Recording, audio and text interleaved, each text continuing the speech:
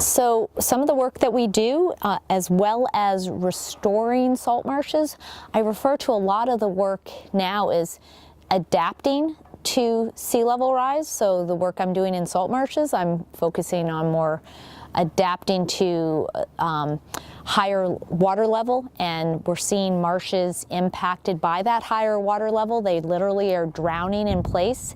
We're seeing our shorelines, as you mentioned, more and more erosion, and we can't stop the erosion, but what we can do is provide some techniques to adapt in what we're doing. Some of the projects we've done, we did a project in Bristol about 4 years ago where there's infrastructure like a roadway that ends at the bay.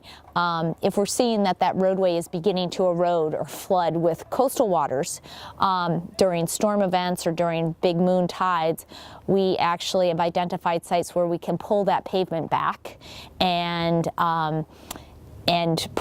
still provide public access, but remove that infrastructure so that we're giving these coastal habitats a place to migrate inland as sea level continues to rise. I think we have to do both.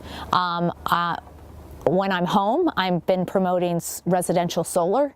We all have to do our part to reduce the amount of carbon we use in our daily lives. That means insulating our homes. That means buying electric or hybrid vehicles. That means if you have the opportunity, looking at purchasing renewable energies for your power. We all have to reduce the amount of carbon that we use. We have to look at our carbon footprint. We have to look at the clothes we buy, the products we buy, and try to reduce the amount of carbon that we are creating just by leading our daily lives. Adaptation is, we are already beginning to adapt, and when I started referring to a lot of the work that I do as adaptation about 9 years ago, people were still debating climate change. I don't think many people debate climate change when they see the impacts day in and day out. When coastal property owners, coastal communities see that the water level is getting higher, they see the erosion.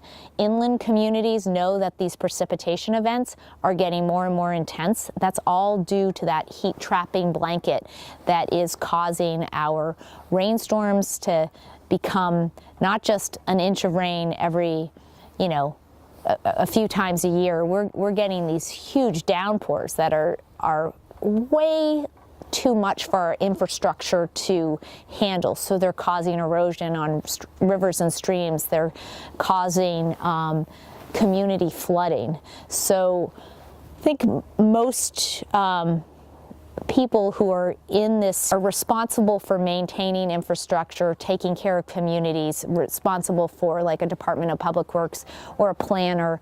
Most people understand that climate change is real and it's here, and we're having to learn how to adapt to it each and every day. I think it is the most important issue that we can all be working collectively on. It's daunting, it depresses me.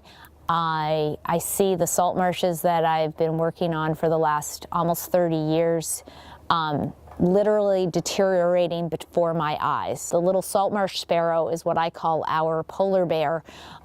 It is the canary in the coal mine. It only nests on the high marsh that used to not be flooded regularly. Now their nesting areas are flooded too regularly, and the chicks aren't successful. So there are studies done by the University of Connecticut that are already showing a decline in their population, and the models show that this little bird, little nondescript salt marsh sparrow, will be extinct by 2050. I think it's necessary for us to put aside political differences and realize that this is going to be the issue that we all have to collectively address.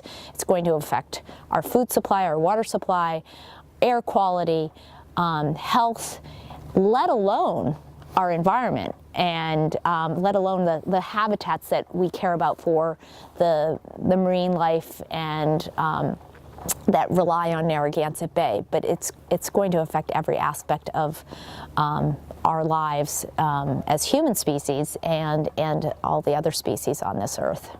I hope we don't, but every single year that our political institutions don't act proactively on this issue it's a huge loss. We are at a point where we can affect change, but in a short period of time we will not be able to reverse the damage done.